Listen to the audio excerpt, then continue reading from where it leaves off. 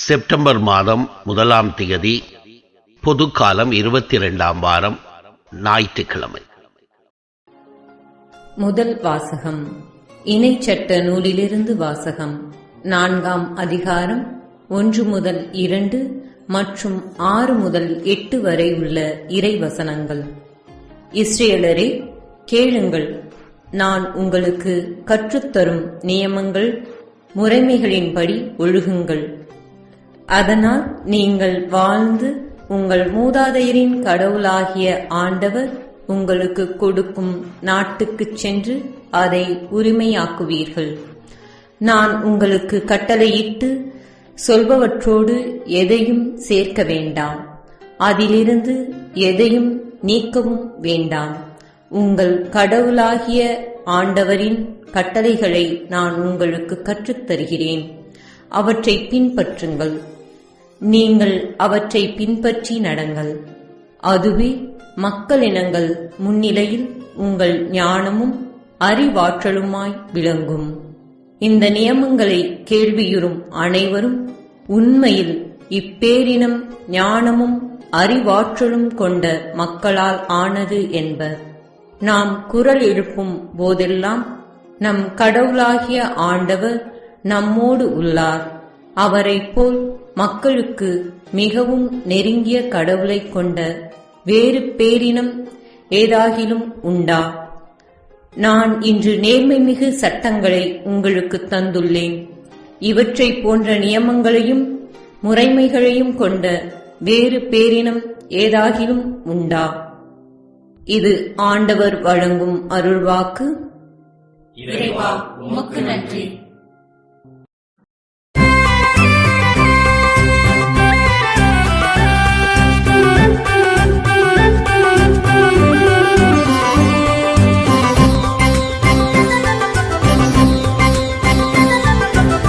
ஆண்டவரேவும் கூடாரத்தில் தங்கிட தகுதியுள்ளவர் யார்? ஆண்டவரேவும் கூடாரத்தில் தங்கிட தகுதியுள்ளவர் யார்? தங்கிட தகுதியுள்ளவர் யார்? மாசற்றவராய் நடப்போரே, இன்னோர் நேரியவற்றை செய்வர், உளமாற உண்மை பேசுவர், தம் நாவினால் புறங்கோரா. ஆண்டவரேவும் கூடாரத்தில் தங்கிட தகுதியுள்ளவர் யார்? ஆண்டவரேவும் கூடாரத்தில் தங்கிட தகுதியுள்ளவர் யார்? தங்கிட தகுதியுள்ளவர் யார்? தம் தோழருக்கு தீங்கிழையார், தம் அடுத்தவரை பழித்துரையார், நெறி தவறி நடப்போரை இழிவாக கருதுவர், ஆண்டவருக்கு அஞ்சுவோரை உயர்வாக மதிப்பர். ஆண்டவரேவும் கூடாரத்தில் தங்கிட தகுதியுள்ளவர் யார்? ஆண்டவரேவும் கூடாரத்தில் தங்கிட தகுதியுள்ளவர் யார்? தங்கிட தகுதியுள்ளவர் யார்? தம் பணத்தை வட்டிக்கு கொடார், மாசற்றவருக்கு எதிராக கையூட்டு பெறார். இவ்வாறு நடப்போம் என்றும் நிலைத்திருப்பர். ஆண்டவரேவும் கூடாரத்தில் தங்கிட தகுதியுள்ளவர் யார்? ஆண்டவரேவும் கூடாரத்தில் தங்கிட தகுதியுள்ளவர் யார்? தங்கிட தகுதியுள்ளவர் யார்?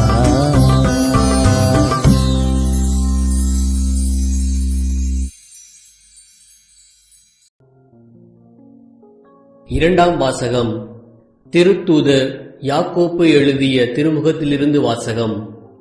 அதிகாரம் 1, இறை வார்த்தைகள் 17 தொடக்கம் 18 முடிய, 21 தொடக்கம் 22 மற்றும் 27.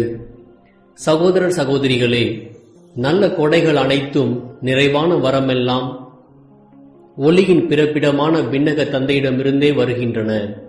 அவரிடம் எவ்வகையான மாற்றமும் இல்லை. அவர் மாறிக்கொண்டிருக்கும் நிழல் அல்ல. தம் படைப்புகளுள் நாம் முதற்கனிகளாகும்படி உண்மையை அறிவிக்கும் வார்த்தையால் நம்மை ஈன்றெடுக்க அவர் விரும்பினார். உங்கள் உள்ளத்தில் ஊன்றப்பட்ட வார்த்தையை பணிவோடு ஏற்றுக்கொள்ளுங்கள். அதுவே உங்களை மீட்க வல்லது. இறை வார்த்தையை கேட்கிறவர்களாக மட்டும் இருந்து உங்களை ஏமாற்றிக் கொள்ள வேண்டாம். அதன்படி நடக்கிறவர்களாயும் இருங்கள்.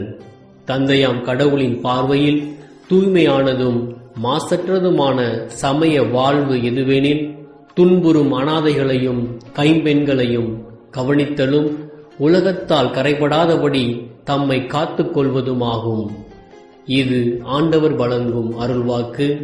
இறைவா, உமக்கு நன்றி. நற்செய்தி வாசகம். நீங்கள் கடவுளின் கட்டளைகளை கைவிட்டு மனித மரபை பின்பற்றி வருகிறவர்கள். மாற்கு எழுதிய தூய நற்செய்தியிலிருந்து வாசகம். அதிகாரம் 7 வசனங்கள் 1-8 மற்றும் 14-15 மற்றும் 21-23 வரை. ஒரு நாள் பரிசேயரும் எருசலேமிலிருந்து வந்திருந்த மறைநூல் அறிஞரும் சிலரும் இயேசுவிடம் வந்து கூடினர். அவருடைய சீடருள் சிலர் தீட்டான, அதாவது கழுவாத கைகளால் உண்பதை அவர்கள் கண்டார்கள். பரிசேயரும் ஏன் யூதர் அனைவருமே தம் மூதாதையர் மரபை பின்பற்றி கைகளை முறைப்படி கழுவாமல் உண்பதில்லை. சந்தையிலிருந்து வாங்கியவற்றை கழுவிய பின்னரே உண்பர். அவ்வாறே கிண்ணங்கள், பரணிகள், செம்புகள் ஆகியவற்றை கழுவுதல் போன்று அவர்கள் கடைப்பிடிக்க வேண்டிய மரபுகள் இன்னும் பல இருந்தன. ஆகவே பரிசேயரும் மறைநூல் அறிஞரும் அவரை நோக்கி, உம் சீடர் மூதாதையர் மரபுப்படி நடவாமல் தீண்டான கைகளால் உணவு அருந்துவது ஏன் என்று கேட்டார்கள். அதற்கு அவர், வெளிவேடக்காரர்களாகிய உங்களை பற்றி எசாயா பொருத்தமாக இறைவாக்கு உரைத்திருக்கின்றார். இம்மக்கள் உதட்டினால் என்னை போற்றுகின்றனர், இவர்கள் உள்ளமோ என்னை விட்டு வெகு தொலைவில் இருக்கிறது. மனித கட்டளைகளை கோட்பாடுகளாக கற்பிக்கின்றனர், இவர்கள் என்னை வழிபடுவது வீண் என்று அவர் எழுதியுள்ளார். நீங்கள் கடவுளின் கட்டளைகளை கைவிட்டு மனித மரபை பின்பற்றி வருகின்றவர்கள் என்று அவர்களிடம் கூறினார். இயேசு மக்கள் கூட்டத்தை மீண்டும் தம்மிடம் வரவழைத்து அவர்களை நோக்கி, நான் சொல்வதை அனைவரும் கேட்டு புரிந்து கொள்ளுங்கள். வெளியே இருந்து மனிதருக்குள்ளே சென்று அவர்களை தீட்டுப்படுத்தக்கூடியது ஒன்றுமில்லை. மனிதருக்கு உள்ளே இருந்து வெளியே வருபவையே அவர்களை தீட்டுப்படுத்தும். ஏனெனில் மனித உள்ளத்தில் இருந்தே பரத்தமை, களவு, கொலை, விபச்சாரம், பேராசை, தீயச்செயல், வஞ்சகம், காமவெறி, பொறாமை, பழிப்புரை, செருக்கு, மதிகேடு ஆகியவற்றை செய்ய தூண்டும் தீய எண்ணங்கள் வெளிவருகின்றன. தீயவனாகிய இவை அனைத்தும் உள்ளத்திலிருந்தே வந்து மனிதரை தீட்டுப்படுத்துகின்றன என்றார். இது ஆண்டவரின் அருள்வாக்கு. இறைவா, உமக்கு நன்றி. அன்புக்குரியவர்களே, சமயம் என்கின்ற வார்த்தையானது சமைத்தல் என்கின்ற வார்த்தையிலிருந்து வருகிறது. சமைத்தல் என்றால் பக்குவப்படுத்துதல் என்ற பொருள். சமைத்தல் வழியாக காய்கறிகளை நம் உடலுக்கு ஏற்ற உணவாக நாம் பக்குவப்படுத்துகின்றோம் என்பது அறிந்ததே. அதேபோல ஒரு மனிதரிடம் இருக்கின்ற தகாத குணங்களை எல்லாம் அகற்றி சமுதாயத்தோடு இயைந்து வாழக்கூடியவராகவும் நல்லவராகவும் வாழ ஒரு மனிதரை பக்குவப்படுத்துவதே சமயம் என்பது. நாமோ துரதிர்ஷ்டவசமாக சமயங்களை பெரும்பாலும் மறு உலக வாழ்விற்கு நம்மை அழைத்துச் செல்ல உதவும் கருவிகளாக பார்க்கும் தன்மையை வளர்த்து கொண்டு விட்டோம் என்பது ஒரு கசப்பான உண்மை. ஆனால் ஒரு சமயத்தின் உண்மையான நோக்கம் என்ன என்பதை புனித யாக்கோப்பு இன்றைய 2ஆம் வாசகத்தில் அழகாக எடுத்துரைக்கின்றார்.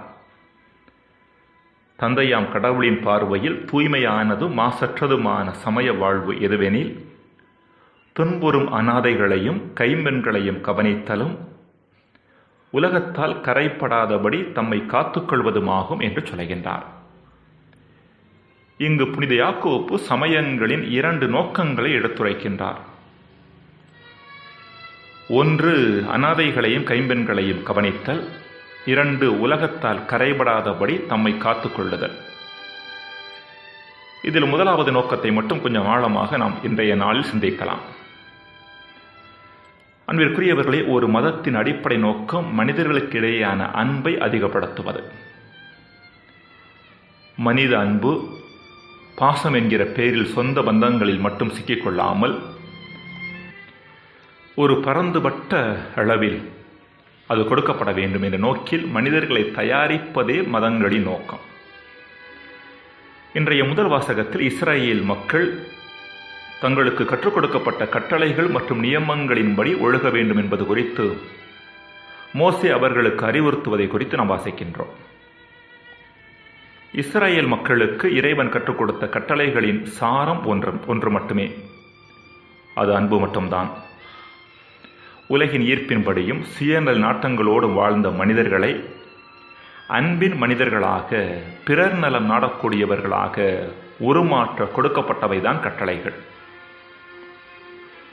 ஆனால் பரிசேயர்களோ கடவுளின் கட்டளைகளுக்கு வரட்டுத்தனமான விளக்கங்களை கொடுத்து அவற்றின் சாராம்சமான அன்பை புறந்தள்ளிவிட்டு அவற்றை சில மரபுகளாக மாற்றி அவற்றை மக்கள் மீது சுமையாக சுமத்தியிருந்தனர்.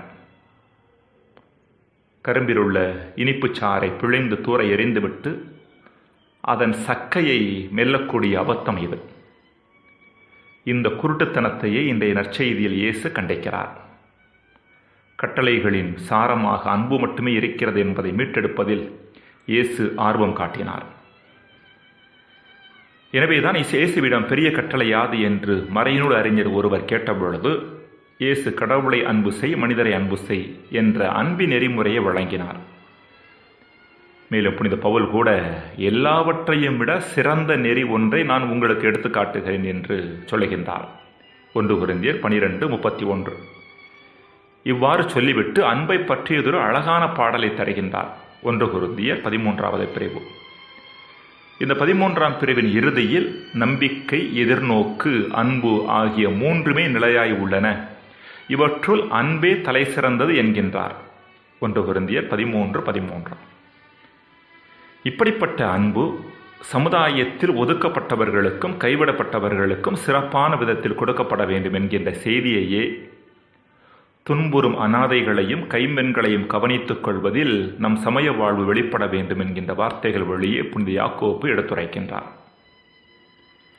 பிரியமானவர்களே, நம் திருத்தந்தை பிரான்சிஸ் இச்செய்திக்கு அதிகமாகவே அழுத்தம் கொடுக்கிறார் என்பது நாம் அறிந்ததே. முக்கியமாக போர்களாலும் வன்முறைகளாலும் மக்கள் குடிபெயர்ந்து அதிகமான பேர் அகதிகளாக வேற்று இடங்களிலும் வேற்று நாடுகளிலும் தஞ்சம் போகின்ற வேளையில் அவர்களுக்கு நம் அன்பின் கரத்தை உதவி வடிவில் நீட்டுவது நம் கிறிஸ்தவ கடமை என்பதை அவர் அடிக்கடி அடிக்கோடிட்டு காட்டுகின்றார். நமது வழிபாட்டு முயற்சிகளும் கிறிஸ்தவ நெறிமுறைகளும் இப்படிப்பட்ட அன்பின் தன்மையை நம்மில் அதிகமாக்கவில்லை என்றால் நமது பக்தி முயற்சிகளை நாம் சரியான மனநிலையோடு கடைபிடிக்கவில்லை என்று அர்த்தம். ஜெபம். இறைவா, கிறிஸ்தவ சமயத்தின் சாரமாகிய அன்பில் எங்களது கவனத்தை எப்பொழுதுமே பதிய வைக்க வரம் தாரும். ஆமென்.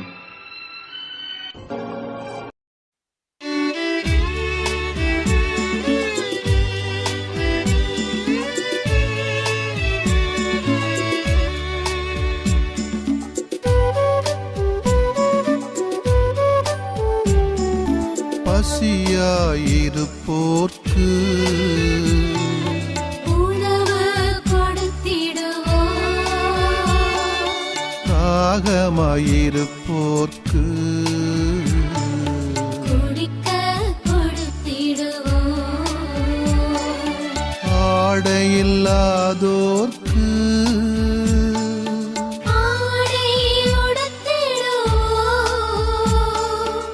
அகதிகளானோர்க்கு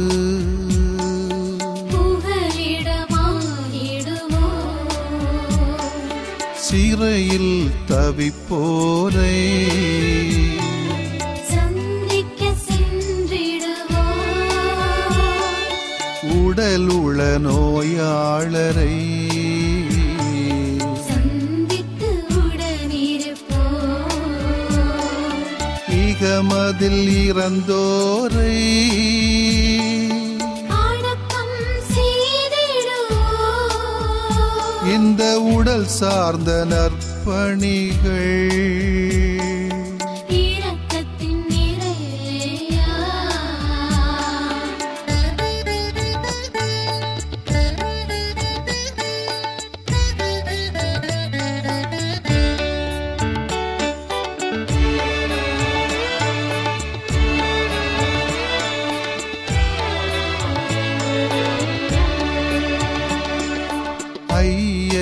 ஐயப்படுவோர்க்கு அறிவுரையாகுவோம்.